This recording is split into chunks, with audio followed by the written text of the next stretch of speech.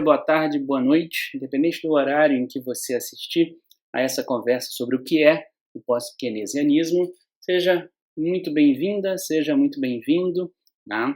Espero que seja uma conversa que efetivamente consiga oferecer a vocês que assistem alguma noção do que é o pós-keynesianismo, e o pós-keynesianismo junto com o marxismo, tá? Embora marxismo e pós-keynesianismo tenham pretensões econômicas diferentes, mas são as duas grandes escolas, ou talvez as duas maiores escolas, é melhor do que grandes, tá? Da ciência econômica. Elas são escolas heterodoxas, tá? Essas duas que eu comentei com vocês, e a gente conversará muito sobre o pós-keynesianismo, uma delas.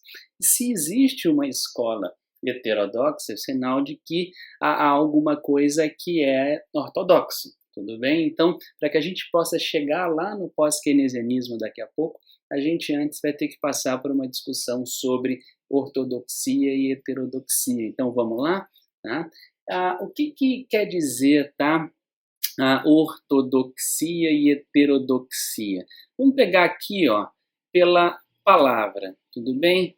Então, hetero quer dizer alternativo, doxia quer dizer pensamento. Então, heterodoxia quer dizer um pensamento alternativo, tá? Quando a gente quebra algum osso, a gente vai a um especialista da medicina que se chama ortopedista. O que quer dizer orto, tá? Pedista. Quer dizer alguma coisa, se orto quer dizer alguma coisa que dá conta, né, de a gente consertar alguma coisa que está quebrada. Então, colocar ali o nosso osso, por exemplo, numa posição reta. Tá?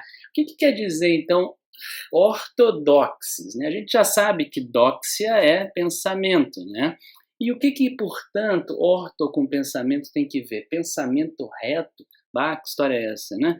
Pois é, olha só.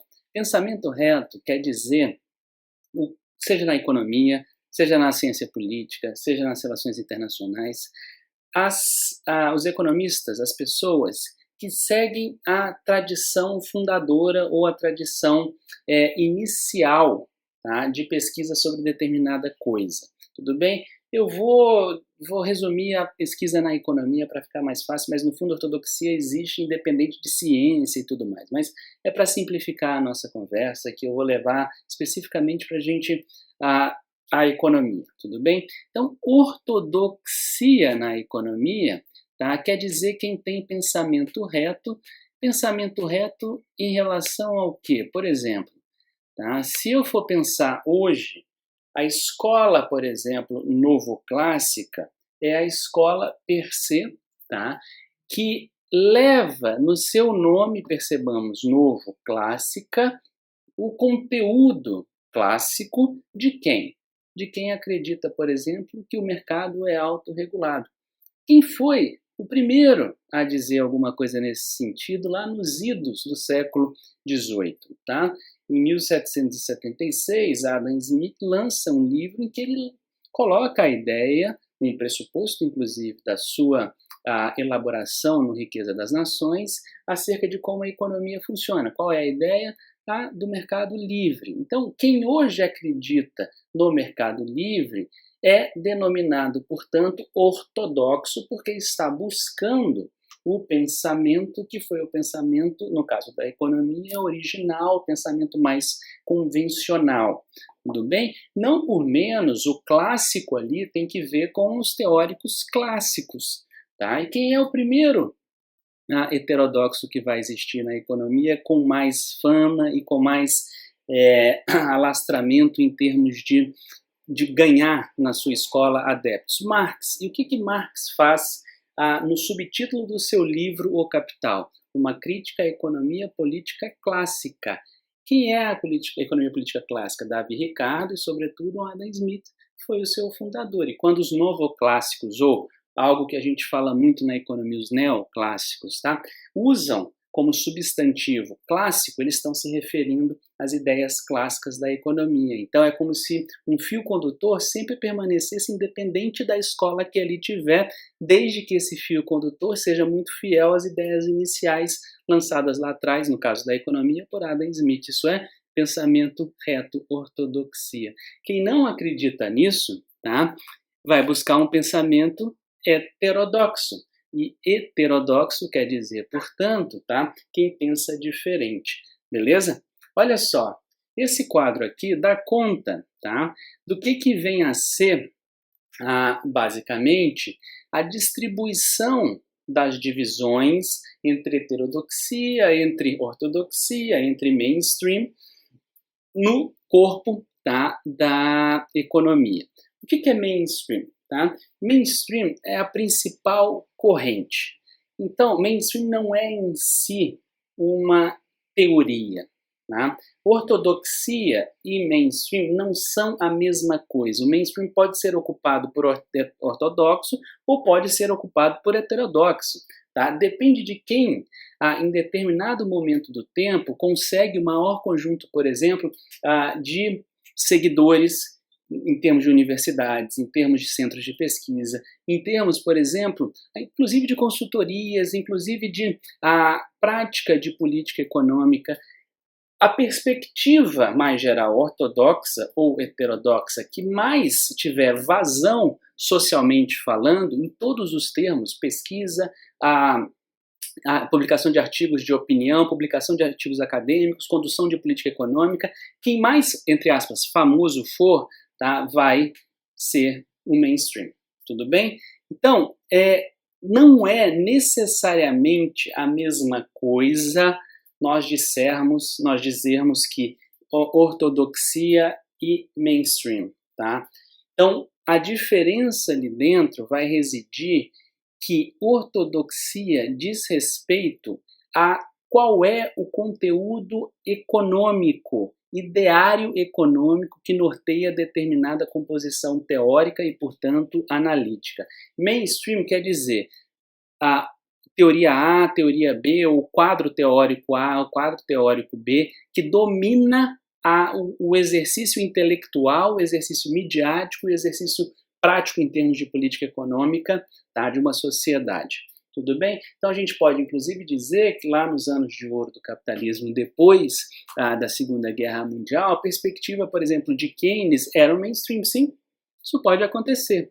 Tá? E há ainda uma outra importante área, tá, da disputa intelectual que se chama os dissidentes. O que são os dissidentes? Tá? Ou também podemos chamar de heréticos. São aqueles teóricos e aquelas teóricas que pertencem, tá, por exemplo, à ortodoxia ou até mesmo à heterodoxia, mas são críticos a vários elementos, a alguns elementos, mas são críticos à teoria que segue. Tá? Então, o sentido de dissidente é interessante. Você não deixa de ser alguma coisa, mas você critica aquilo que você, portanto, militou. Nós temos, por exemplo, na economia, dois excelentes exemplos, que são, inclusive, ganhadores de prêmio Nobel, que é o Paul Krugman, tá? E o Joseph Stiglitz. Eles são dissidentes da teoria ortodoxa, criticam-na bastante, mas não são heterodoxos. Tudo bem? Então, percebamos, o mundo é um pouquinho além do binarismo. Tá? E é importante que a gente tenha isso em mente. Vejamos, agora a gente começa a navegar um pouco mais no campo das diferenças entre heterodoxia e ortodoxia, naquilo que fomenta a formulação teórica dessas duas frentes. Tudo bem? Mas antes disso, vamos discutir só um pouquinho, muito rapidamente, quais são as várias escolas heterodoxas que existem, ou seja, que não estão seguindo os pressupostos iniciais da formulação teórica econômica colocadas pelo seu pai fundador lá atrás, que é Adam Smith. Quais são as escolas que olham e falam, Smith, valeu, mas tem alguma coisa aí que eu não concordo e, portanto, seguiria outro caminho, tá? Como eu disse para vocês, nós temos aquilo em que eu me enquadro, os pós-keynesianos, tá? É uma das mais importantes escolas heterodoxas que existem, e a gente vai daqui a pouco falar bastante do pós-keynesianismo, e ao longo das nossas várias conversas nós vamos falar muito de Keynes, que é o fundador do pós-keynesianismo, e de todas as continuidades que foram dadas à sua obra. Outra escola bastante conhecida, né, são os marxistas, também chamados, né, de marxianos. Marxiano mais referente a quem estuda a obra específica de Marx. Marxista se refere muito a quem segue, né, a obra de Marx, não necessariamente seja um estudioso da obra de Marx, mas um seguidor daquilo que ele propôs. Então, a gente pode ter, por exemplo, pessoas que são engajadas na luta em favor da mudança do sistema que a gente vive, né, o capitalismo, mas que não especificamente foram leitores assíduos e nem trabalharam no desenvolvimento da obra de Marx em específico. Essa é a diferença, né?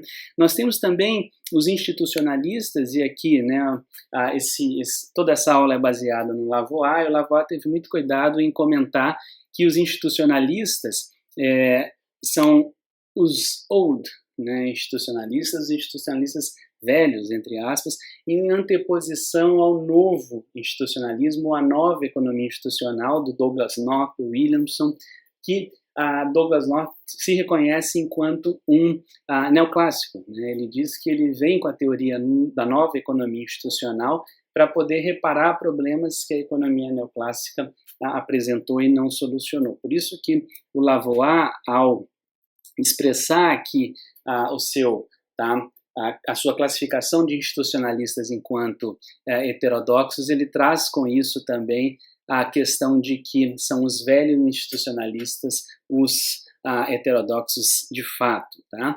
Nós temos também a economia política evolucionária, que tem uma junção entre uma perspectiva que é de partida, tá?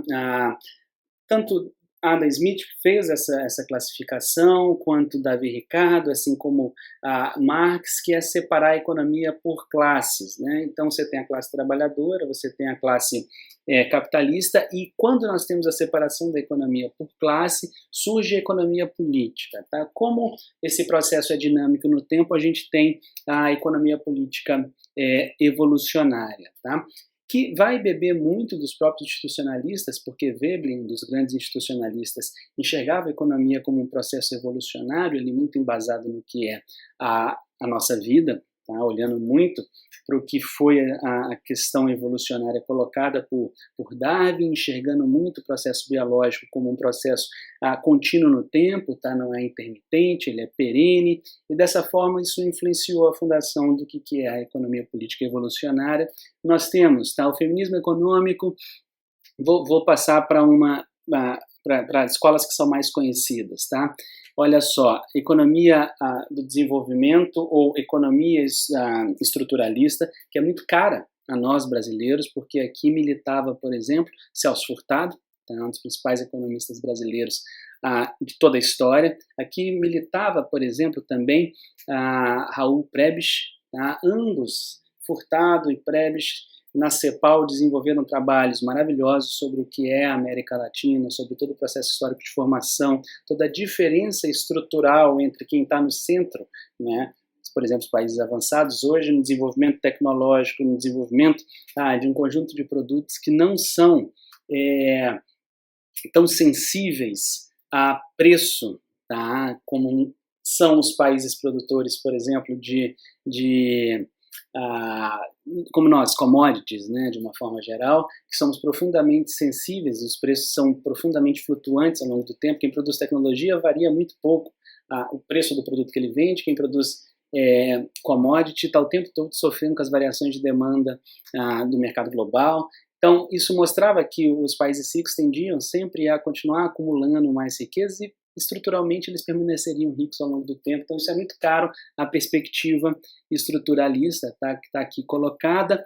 Nós temos também a Schumpeter, né, e a economia schumpeteriana, que Schumpeter interessante também, porque assim como a nova economia institucional, ele vem de uma perspectiva que aponta que vai sanar lacunas, né, que vai sanar ali brechas da economia neoclássica. Ele inclusive se dizia como neoclássico, e coloca ali, naquela perspectiva do retorno ao equilíbrio que ele previa, uma saída do equilíbrio a partir de inovações. Então, Schumpeter foi o cara que trouxe para a economia a discussão de como as inovações são fundamentais para que a dinâmica econômica aconteça. Tá? Então, são várias as escolas heterodoxas na economia.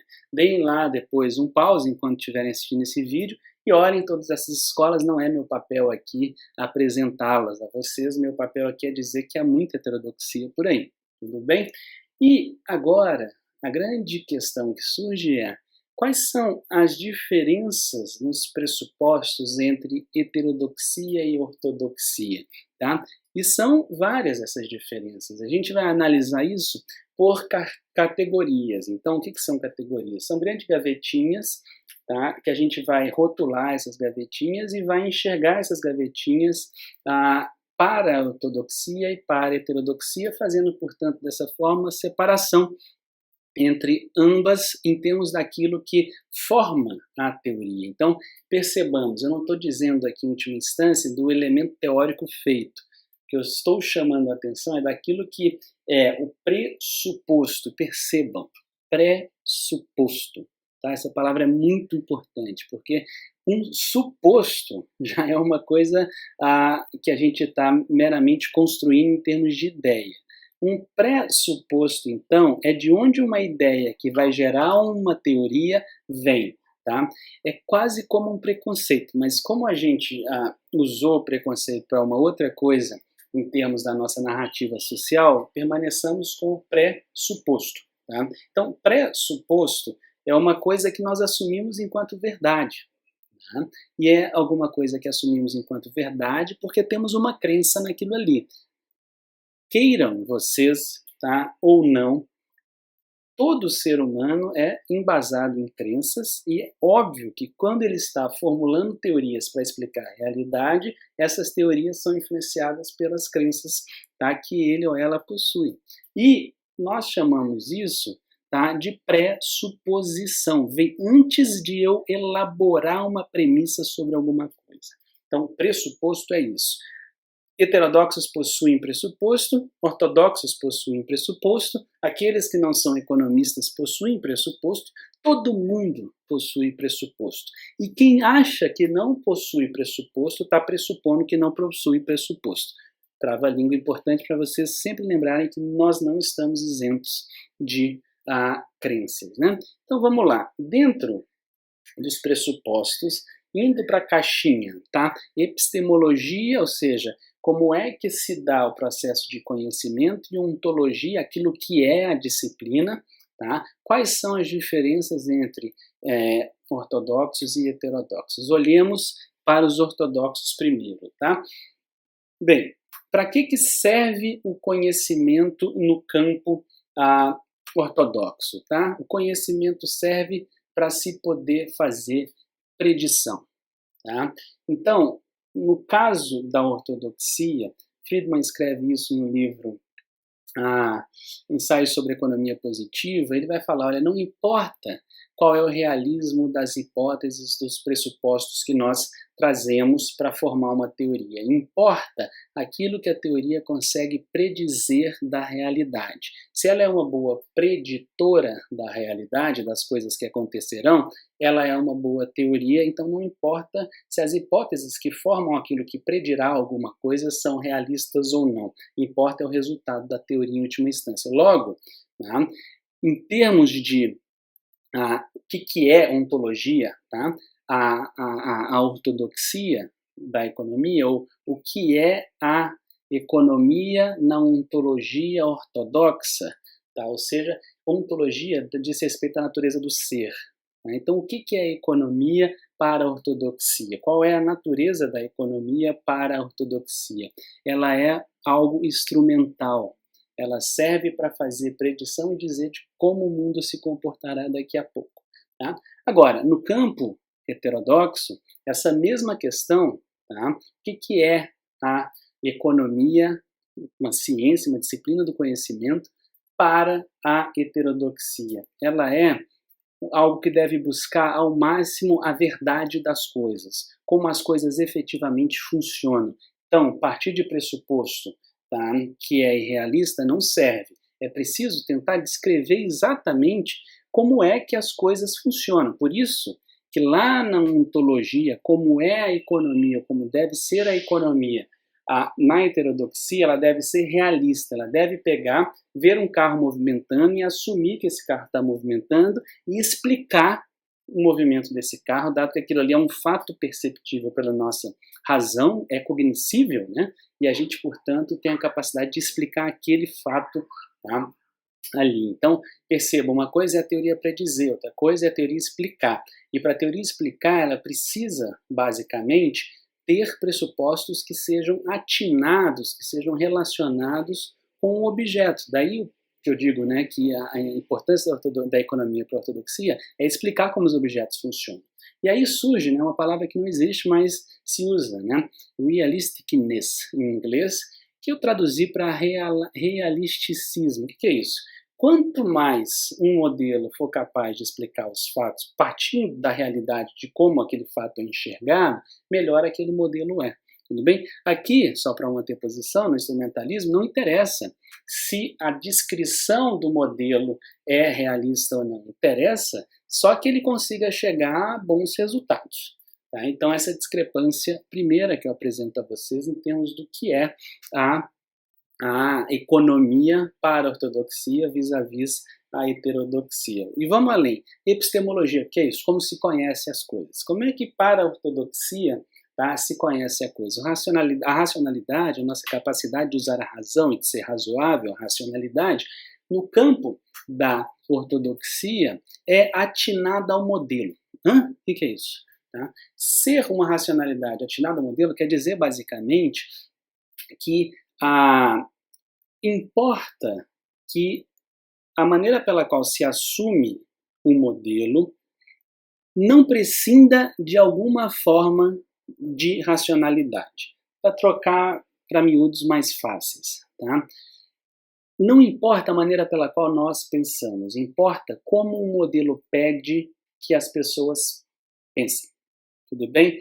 Então, isso é uma racionalidade, tá, que é consistente com o modelo. E no modelo da economia ortodoxa, todo mundo tem capacidade de conhecer tudo. Por quê? Porque aquele modelo da economia ortodoxa, de certa forma, tá, é de conhecimento de todos os agentes. Então, todos os agentes possuem, porque o agente é representativo, na mente deles a maneira pela qual a economia funciona, e esse agente é onisciente daquele modelo. Logo, ele sabe todas as relações que acontecem na economia, de forma que não interessa se o agente não é assim, para o modelo ele é assim, e é para o modelo que importa como ele é. Então, isso quer dizer uma racionalidade consistente com o modelo. No campo da heterodoxia, a gente vai ter uma relação com o realismo, mais uma vez. Tá? E como é, portanto, a racionalidade para a heterodoxia? Uma racionalidade consistente com o ambiente. Então, não adianta eu especificar um modelo A e supor que o agente é assim. Não. Eu vou ter que olhar para como os agentes são, tá? E falar, eles são assim. Assim, portanto, a teoria precisa ser feita. Tudo bem? Então, esta é uma realidade, uma racionalidade consistente com o ambiente, tá? Com aquilo que se está teorizando, e não com o modelo a partir do qual uma determinada teoria se estabelecerá para tentar predizer coisas que vêm na economia acontecer daqui a pouco. Tá? Eu estou falando muito para vocês aqui como uma anteposição entre as teorias. Tá? E pode dar a sugestão para vocês de que a heterodoxia vem como uma grande anteposição à ortodoxia, como se, basicamente, nós estivéssemos num jogo de futebol. Bem, não é assim, é muito longe de ser assim, na verdade. Por quê? Porque a heterodoxia vem por olhar, tá, para a realidade e bolar uma teoria econômica. Ela poderia acontecer e ser ortodoxa, inclusive, se tivesse vindo antes de Adam Smith. Tudo bem? Então, o que eu quero chamar a atenção é que a heterodoxia é uma coisa em si. Didaticamente, eu estou fazendo essas relações de anteposição. tá? Mas não especificamente é porque a ortodoxia usa a racionalidade ilimitada consistente como modelo, tá? Ilimitada porque os agentes conhecem como a economia funciona, porque aquele modelo funciona daquele jeito, os agentes conhecem aquele modelo, tá? Não é por isso que a heterodoxia é consistente com o ambiente, ou seja, A não existe porque o A negativo existe. Uma coisa não existe só para antepor a outra. Tudo bem? É isso que eu quero chamar a atenção para vocês nesse instante. Tá? Olha só, além desses dois pressupostos, tá? A gente ainda vai passar por alguns, nós temos outros. No que toca a categoria, agora outra gavetinha, método. Tá? Qual é o método de abordar determinado fenômeno e formar um modelo lá no mundo da ortodoxia? O método é o atomismo, é olhar o indivíduo. Não por menos, vejam só, se vocês estão aí recobrando o conhecimento de vocês da economia neoclássica, por exemplo, a gente sempre parte lá de uma firma representativa, depois se a gente vai para modelos com a concorrência imperfeita, né, esses modelos de competição monopolista, a gente também tem uma firma representativa, ela vai concorrer por quantidade ou vai concorrer por preço, tá? Lá na concorrência perfeita isso daí se marca ao mesmo tempo, mas sempre é uma firma representativa. A gente tem os consumidores representados, então sempre é uma visão do indivíduo. E o todo, o ótimo de Pareto, vai ser meramente um somatório de todos os indivíduos, tá? E aquele resultado do todo, ele é basicamente uma forma de a gente somar, né, as partes para chegar até lá, sendo que todo e parte, portanto, são o tempo todo computáveis, calculáveis, e essa é a maneira pela qual a teorização no mundo ortodoxo vem. Lá no mundo heterodoxo não é bem assim. Lá vale o holismo ou o organicismo. O que é isso? É olhar, tá, que todo e parte são absolutamente envolvidos. Todo e parte serem absolutamente envolvidos não quer dizer que todo e parte sejam a mesma coisa. Só quer dizer que a ação que eu tomo repercute no todo muito mais do que meramente a minha ação. Então, 1 mais 1 aqui, efetivamente, é igual a 2,5, 3. Só para dizer isso, tá? E aqui a gente tem vários paradoxos que explicam. O paradoxo da parcimônia é muito bom em Keynes, em que ele vai dizer o seguinte: se todas as pessoas poupam cada vez mais, a economia como um todo é muito mais pobre amanhã. Então, a minha poupança hoje gera um desemprego amanhã. Perceba, parte e todo, tá, já está absolutamente envolvido. Tem um outro que é o Debt Deflation, do Fisher, que é basicamente o seguinte: todo mundo quer vender um ativo que possui, tá? Isso gera uma deflação profunda. A gente viu muito isso na crise agora de 2020 do coronavírus, né? Gera uma deflação de ativo generalizada e todo mundo perde. Portanto, a soma das partes, tá, gera um todo que é muito maior do que a soma das partes. Então aqui, tá, 2 mais 2 são 5, como diz a Caetano, cantado maravilhosamente bem na voz da Betânia, tá? Isso quer dizer organicismo, isso quer dizer o holismo, tá? O organicismo é isso, parte e todos são um órgão, né? Eles estão juntos, é a unidade orgânica, tá? O organicismo social.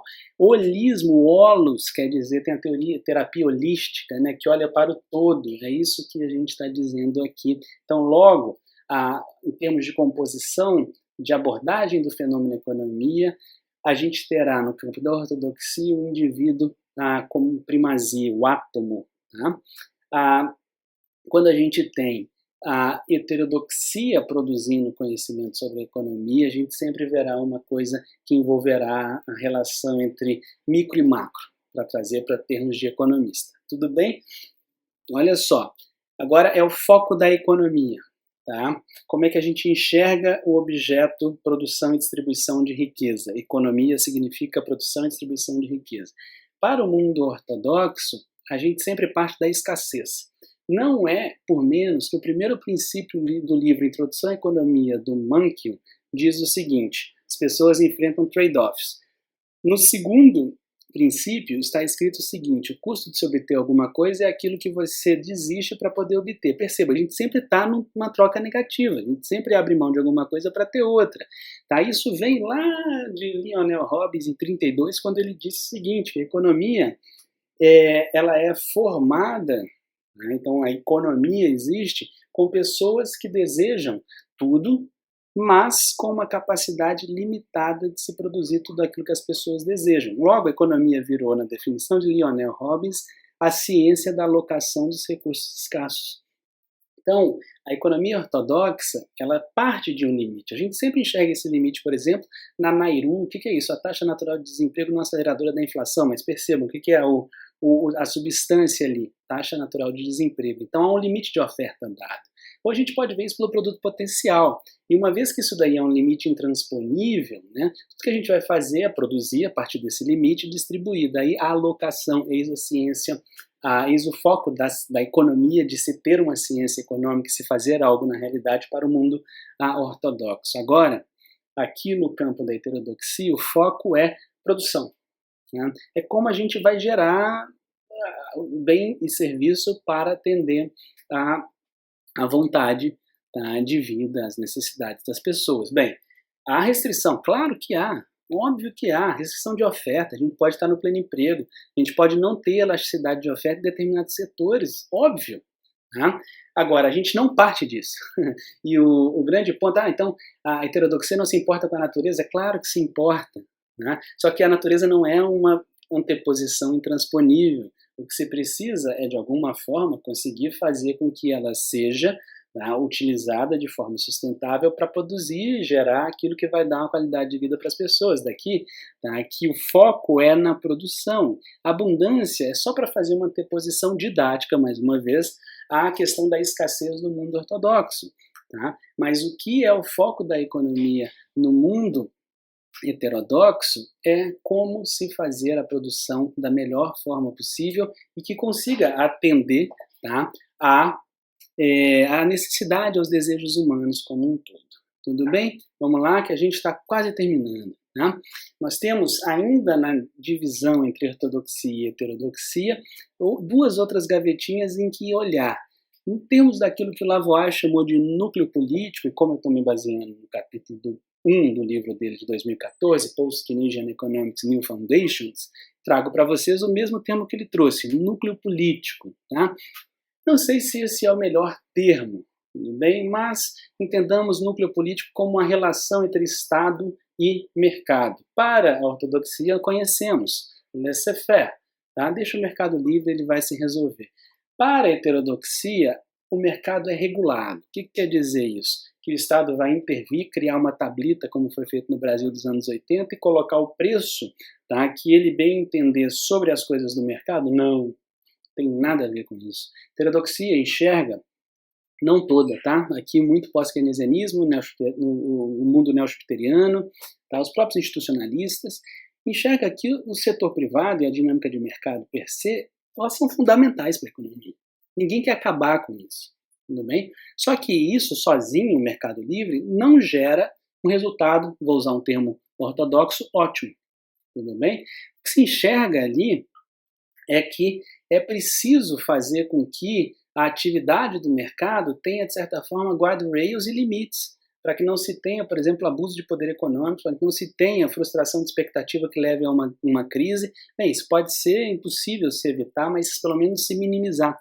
Então, mercado regulado quer dizer basicamente que mercado e Estado são complementares e eles formam, de certa forma, na hora que um está abusando do poder econômico que ganhou, o Estado deve ir ali e regular de alguma forma, ou quando, de repente, tá, a economia vai entrar em um descenso, o Estado deve vir fazer uma atitude regulacionista também, por meio, por exemplo, de gasto público, para evitar que o mercado do setor privado se dê super mal e perca riqueza por crise. Tá? Então, aqui é a gente não enxergar dicotomicamente o mercado e o Estado. Essa é a perspectiva que guia, tá, a heterodoxia, sobretudo o pós-keynesianismo. O marxismo eu não posso falar a mesma coisa, tá? Mas esqueçamos isso então, não é nosso assunto aqui. Mas o pós-keynesianismo e o mundo neo-schutteriano, eles enxergam, tá, uma indissociabilidade, um amálgama entre mercado e Estado, enquanto que lá no mundo ortodoxo é o mercado que vai dar conta da economia. Não é por menos que um dos princípios do Mankiw diz, tá, que os mercados são, em geral, a melhor forma de se organizar a atividade econômica. Se a gente tivesse uma perspectiva heterodoxa, o que nós diríamos é, em geral, o mercado é muito importante, ele é fundamental, mas ele sozinho não é a melhor forma de se organizar. O Estado pode aprimorar. É isso. Tá? E claro, lá no livro do Mankiw tem isso. Falhas de mercado existem e os governos podem, nesse caso, aprimorar. Mas não é, tá, isso que a heterodoxia diz. A heterodoxia não acha que só na falha de mercado o governo deve atuar. O governo deve atuar o tempo todo. E as falhas de mercado são datadas, categorizadas, limitadas. Tá? A economia é um processo dinâmico em que várias falhas de mercado acontecem pelo próprio processo do mercado. Ah, então vamos ser darwinista social e deixar uma empresa que fez um negócio errado acabar. Só que se essa empresa, por exemplo, for empregadora de 300 mil pessoas, como é que ela vai acabar sem custo social para a sociedade como um todo? O holismo. É isso, mais ou menos, que aqui a gente está negociando, tá? Nessa coisa de mercado regulado versus mercado livre. Por fim, né, em termos de formalização, de como se constrói a teoria, a formalização, tá, a última categoria, a última gavetinha nossa, a formalização ortodoxa parte, tá, de um modelo, de certa forma, pré-concebido. Tá? Isso tem que ver, tá, com a maneira pela qual a gente falou agora há pouco sobre o instrumentalismo versus o realismo. Né? Se eu já assumo que não me importa tanto a maneira pela qual os pressupostos do modelo sejam atinados à realidade, tá? Então eu posso partir sempre de hipóteses forçosas, por exemplo, de que todos os agentes são iguais, de que nós todos somos exatamente iguais. Imagina se eu olho para times de futebol existem tantos porque as pessoas são iguais. Não, porque as pessoas são diferentes. Né? Mas a ortodoxia parte exatamente do que está aqui colocado, ó, do agente representativo. E uma vez colocado esse agente representativo, a teoria é formalizada. Né? Formalização não é um problema para a heterodoxia. A heterodoxia usa álgebra, usa linguagem formal, que é a formalização, usa econometria, que são métodos de se aferir estatisticamente relação entre variáveis. Isso tudo é comum para a heterodoxia. Mas quando a heterodoxia está formalizando, ela não parte de algo pré-concebido. Ela olha para a realidade, vê o que são os fatos mais comuns, que são passíveis de formalização, e faz, a partir disso, tá? A partir desse fato, dessa realidade observada, ela fala, olha, o Fábio dá aula olhando para o computador, então isso daqui eu vou formalizar. É isso. Então, não se assume que antes de qualquer coisa, o Fábio, será que ele dá aula a partir? Não, então assumamos que o Fábio dê aula olhando para Vênus. E olhando para Vênus, Fábio faz alguma coisa. Não, não é assim que se teoriza. Aí é o mundo ortodoxo. O mundo heterodoxo vai vir aqui, alguém vai ficar me olhando e falar, não, ele olha para a tela do computador, ele segue a luzinha ali da câmera. E a partir disso se formaliza, se torna algébrica, né, a relação entre as variáveis e a linguagem usada para modelar. Beleza? Bem, falamos demais de ortodoxia e heterodoxia, mas isso é fundamental, porque essa discussão está em todos os lugares e as pessoas não falam tanto disso. Agora vamos para os pós-keynesianos de fato. Os pós-keynesianos, eles comungam, tá, dessas categorias que nós vimos para a heterodoxia. É claro, os pós-keynesianos são heterodoxos, né? Maravilha, tá? Isso daqui eu não vou repetir, tá aqui colocados os pressupostos que são compartilhados entre os ortodoxos, tá? Os heterodoxos e os pós-keynesianos, e agora vamos para os pressupostos que são típicos e cabíveis aos pós-keynesianos em si. Né? Pressupostos, eles partem daquilo que Keynes mostrou como sendo o lado dinâmico da economia. A gente vai falar muito sobre isso daqui a uns dias, né? Daqui a uns vídeos.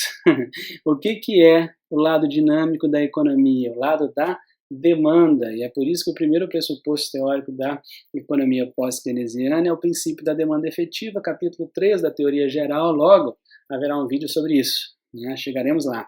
Bem, outra a pressuposição muito cara à teoria pós-keynesiana e a Keynes. A causalidade investimento-poupança é invertida em relação ao que os clássicos acreditavam. Os clássicos acreditavam que primeiro um conjunto de poupança é necessário para que se possa investir. Eu discutei isso muito, né? Inclusive o dia inteiro nos debates de economia.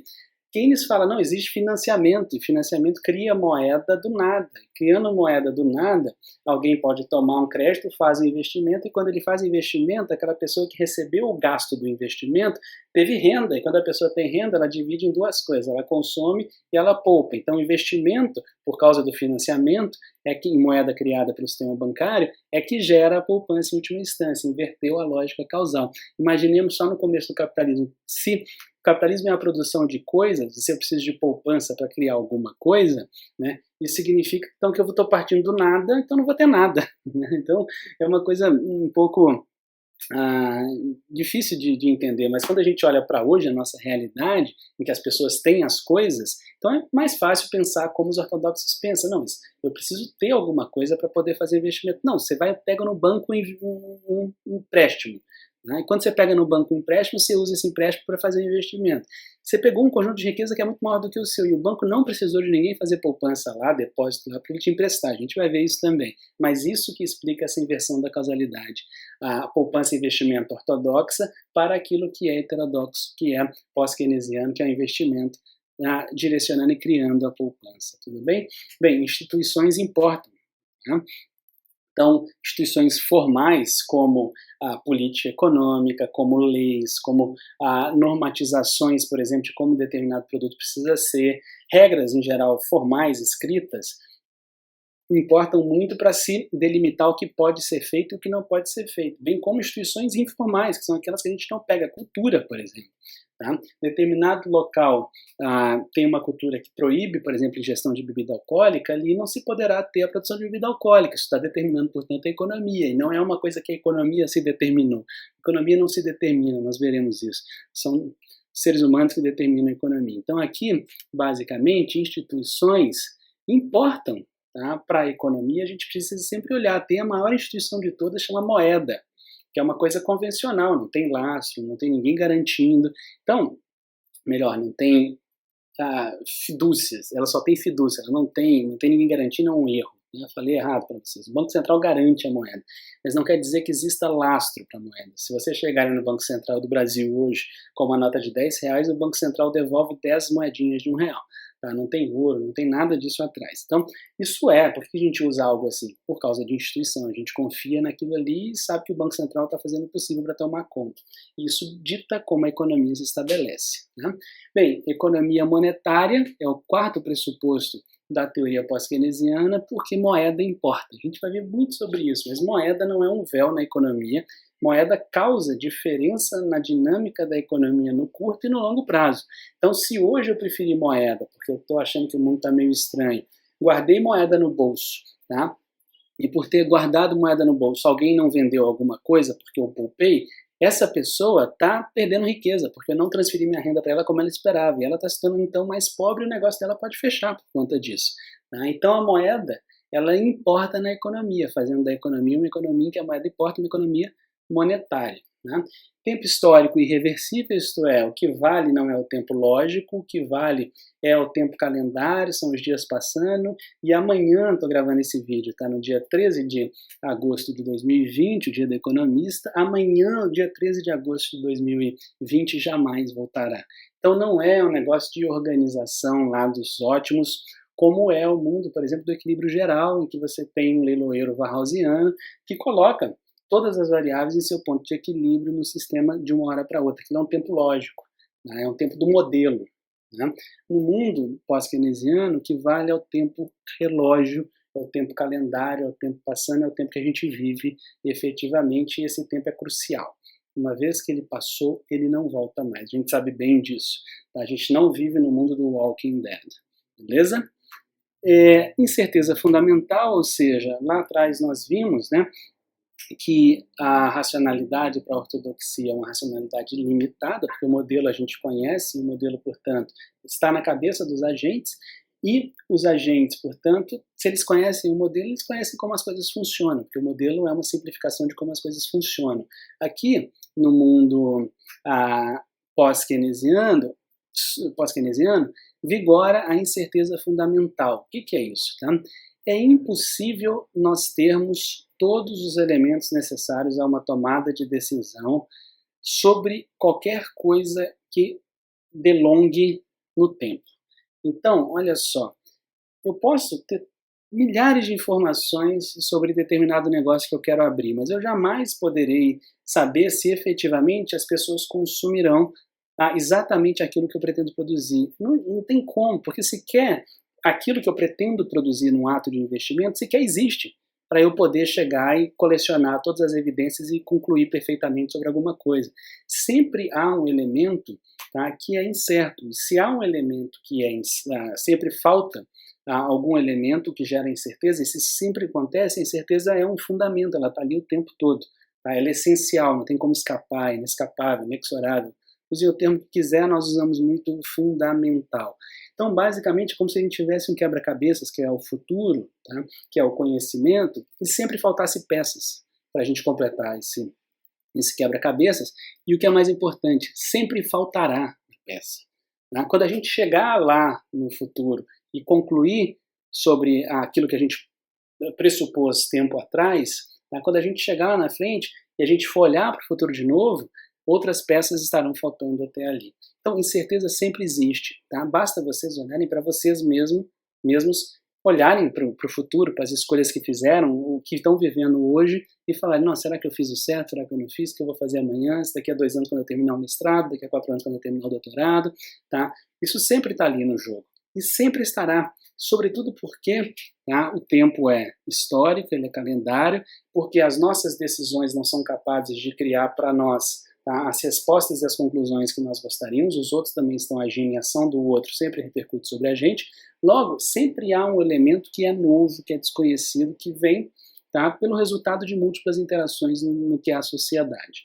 Então, nós nunca temos condições de termos todas as peças do quebra-cabeça. Isso quer dizer que sempre haverá lacuna de conhecimento, eis incerteza fundamental. E, por fim, não há meios de eu olhar para o passado e reproduzir exatamente esse passado, porque vigora a não ergodicidade. A ergodicidade, vou explicar o que é isso. São basicamente amostras de dados, então eventos, que vão acontecendo ao longo do tempo, tá? E passado o tempo, seja no espaço, seja no tempo, todos os eventos que transcorrerem e forem similares, acabam caminhando para uma média. E eu conheço essa média por causa de todo esse arsenal de exames estatísticos sobre todos os eventos, sobre todos os fatos que acontecem por aí. Eu vou juntando isso daí, formo um arsenal de conhecimento. Esse arsenal tem um ponto médio, daí eu conhecendo esse ponto médio eu vou saber tudo que vai acontecer ao longo do tempo. Isso é ergodicidade. No mundo pós-keynesiano, vale a não ergodicidade. O que é valer a não ergodicidade? Basicamente, não há esse ponto médio em que eu posso me fiar para tomar uma decisão e eu sei que chegarei, se eu não tenho esse ponto médio ainda, eu sei que chegarei nele há algum tempo. No mundo pós-keynesiano, a dinâmica da realidade, a dinâmica da economia cria coisas novas. E a partir do momento que vai criando coisas novas, não existe esse tal ponto médio, como se a gente estivesse caminhando em outliers o tempo todo. Tá? E no fundo o capitalismo é isso. O capitalismo quer gerar diferenças. As empresas inovam por causa disso. Se tudo fosse igual, se tudo fosse exatamente o mesmo, tá? A gente não teria o tempo todo inovações. Mas entrem agora na App Store ou na Google Play e vejam quantas coisas diferentes existem. É todo mundo tentando se diferenciar. E quando todo mundo se diferencia, sempre há um novo, incerteza fundamental. E nunca haverá, portanto, um ponto médio em que a gente pode usar como bengala para tentar predizer alguma coisa que venha como resultado de amanhã. Vamos lá, estamos quase terminando. Agora eu passo para uns pressupostos que são relativamente, digamos, passíveis de discussão. O que é isso?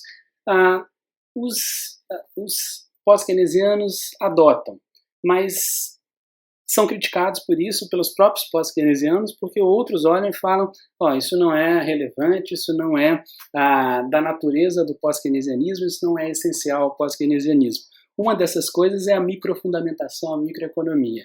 Tá? Então, há uma discussão de fato, é um elemento em aberto, sobre se há uma microeconomia pós-keynesiana ou não. Eu, particularmente, acho que sim, inclusive ensino a microeconomia pós-keynesiana e pesquiso sobre isso, mas tem muita gente que, de fato, passa batido, acha que pós-keynesianismo é só macroeconomia. Portanto, é controvertido, não dá para dizer que é um pressuposto sem, digamos, discussão. Relações de poder idem, tá? Para alguns, por exemplo, Cardin, relação de poder é um pressuposto pós-keynesiano. Tá? Agora, se você vai na teoria geral de Keynes, as relações de poder elas não são uma coisa tão relevante assim na construção teórica. Tem ali uma relação entre trabalhador e empresário, em poder de barganha, mas é de passagem, não é um essencial da construção teórica da teoria geral.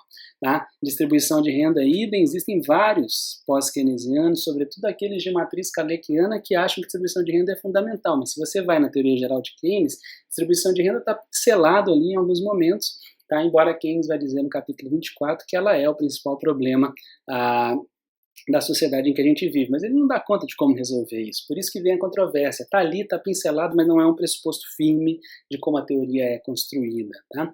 Sistemas abertos, ou seja, sistemas que têm equilíbrios sensíveis, ou talvez não tenham sequer equilíbrio, não tenham um ponto de repouso, que os resultados das ações individuais são absolutamente imprevisíveis, o sistema tende em vários momentos ao caos. Isso é base para várias pessoas da heterodoxia e várias pessoas no pós-keynesianismo para formularem suas teorias, mas não é cânone no mundo pós-keynesiano. Por exemplo, o próprio Keynes usava a estática comparativa, que exige um sistema fechado, o tempo todo. Né? E o pluralismo de ideias, por exemplo, nós trazermos várias teorias para dentro, pega Keynes, traz Marx, pega alguma coisa dos institucionalistas, joga ali dentro e produz a teoria pós-keynesiana. Não é uma... Tem muita gente que faz isso, tá? Muita gente que faz isso mesmo, mas muita gente que critica isso, a gente vai ver agora, tá? De onde vem, sobretudo, o ponto de crítica, e critica isso e fala, não, a gente já tem aqui dentro do pós-keynesianismo tudo que é necessário para formular as nossas ideias. Né? Então, esses são os pressupostos pós-keynesianos. Né? Nós vimos aqui que esses 7 que estão aqui colocados, eles são cânones, não há discussão sobre eles, né? E aqui a gente viu esses 5 finais que muitos pós-keynesianos usam e outros vários consideram plenamente. Mas quais são as correntes pós-keynesianas? Né? As correntes pós-keynesianas são estas 5 aqui. Tá? Os fundamentalistas, em que eu estou inserido, tá? Eu sou um fundamentalista keynesiano, não sou pluralista também, mas vários colegas meus, inclusive coautores, não são pluralistas, tá? Mas somos fundamentalistas. O que é isso? A gente pega esses livros que estão ali atrás, a teoria geral, os outros 29 livros dos Collect Readings de John Maynard Keynes, né, que são os livros, toda a obra reunida, e a gente fica estudando isso daí o tempo todo. Tá? Então a gente estuda aqui o pós-keynesianismo keynesiano. Tá? Mas e talvez em pé de igualdade hoje, com relação a Keynes, o pós-keynesianismo que vem de Kalec, tá? O Kalesch do polonês. Kalec foi um autor que também olhou para questões que são muito próximas das questões de Keynes, por exemplo, a demanda efetiva. Ele cunhou o termo antes de Keynes, mas em polonês, ninguém lia polonês nos anos 30, né? Nem hoje eu acho que as pessoas leem muito polonês. Então ele não ficou tão conhecido como Keynes, mas vem ganhando muita ressonância ultimamente, sobretudo porque ele traz demais as questões de distribuição de renda. Tá? Ele tem uma base marxista muito forte e, portanto, ele é, per se, um pluralista. E, de alguma forma, como ele estava ali em Cambridge também nos anos 40, 50, produzindo junto com os pós-keynesianos primeiros, né, que era o grupo que estava ao redor de Keynes até a morte de Keynes em 46, ele acabou numa discussão muito próxima da discussão que vinha pós-keynesiana, de forma que o pós-keynesianismo absorveu. O mesmo, podemos dizer, de Sraffa. Tá? Sraffa foi levado a Cambridge por Keynes. Keynes o mandava responder algumas questões que o Hayek apresentava, e nas grandes discussões que o Hayek montava, né, com Keynes. Keynes nunca deu muita bola para o Hayek, inclusive uma vez mandou o Sraffa responder a uma crítica, o que o Sraffa fez. Mas o Sraffa tem uma obra própria, uma obra que no Brasil encontra o seu maior local de residência em termos do mundo, a UFRJ, no Rio de Janeiro. O Instituto de Economia da UFRJ é o maior centro produtor de pensamento sraffiano no mundo. Tá? E, de certa forma, o Sraffa, por ser muito localizado, ele é abarcado pelo pós-keynesianismo e é levado, tá, a ser uma corrente dentro do pós-keynesianismo. Aqui, essa quarta corrente, tá, o Lavoie coloca os institucionalistas, mas aí eu acho uma barra pesada. Os institucionalistas são uma escola per se, eles podem ter ponto de contato com Keynes, mas isso não faz dos institucionalistas pós-keynesianos. O Brasil também tem uma excelente produção institucionalista, com certeza uma das maiores do mundo, e tem muito contato com os institucionalistas. Eles participam muito, por exemplo, dos encontros da Associação Keynesiana Brasileira, mas eles não são efetivamente pós-keynesianos. Talvez o Lavoie está olhando para o resto do mundo, em que os institucionalistas não têm, tá, como no Brasil, uma representação tão elevada, mas é um pouco forçoso deixá-los aqui. Mas como o Lavoie colocou, e eu sou disciplinado, indiquei a leitura para vocês desse capítulo, tenho que apresentar e tenho que explicar, mas faço também minha crítica. Por fim, tá, Caldor, que é talvez o grande cara que olha muito para o lado real dentro da perspectiva pós-keynesiana. Caldor é sim pós-keynesiano, tá? Ele é um dos primeiros pós-keynesianos, lá junto com Harrod, com John Robinson, lá em Cambridge, desenvolve uma teoria que leva o lado da oferta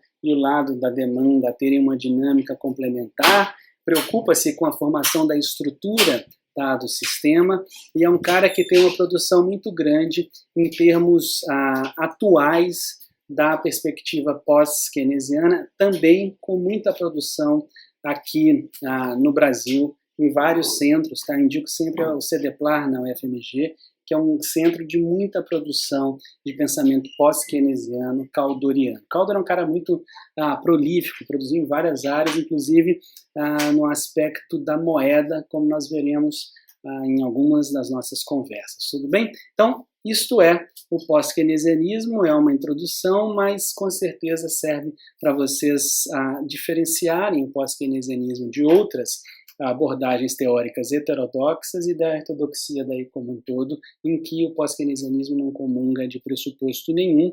Tá?